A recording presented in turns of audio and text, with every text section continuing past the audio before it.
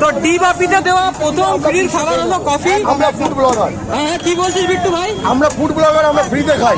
একদম দেখে তো ফুড ব্লগারদের দেখে এই যে ফ্যাটানোর স্টাইলটাও কিন্তু চেঞ্জ হয়ে যায়। তো ডি বাপিতে এসে প্রথম ফ্রির খাবার হলো কফি। আর কফিওয়ালা ভাইয়া যখন আমরা গেলাম তখন তো বস ওর ফ্যাটানোর স্টাইল দেখেই বুঝে গেছি বস ক্যামেরার একটা পাওয়ার তো থাকেই। তো চলো তোমরা গালাগালি করো, কফি নিয়েও করো, আর এরপরে শুনছি নাকি টোকেন দিয়ে বিরিয়ানিও পাবো।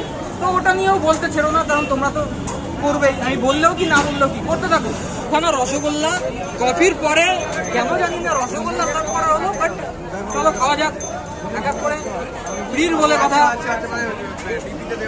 তুমি কাকে খাওয়াও, খাইয়ে দাও খাও, তুমি খাও, হা করো হা করো হা করো। ও কেমন লাগলো বলো? ডিভাপিকে আশীর্বাদ করো, আরো বড় হোক, আরো দাঁড়িয়ে রয়েছি। ডিভাপি একদম মেন কাউন্টারে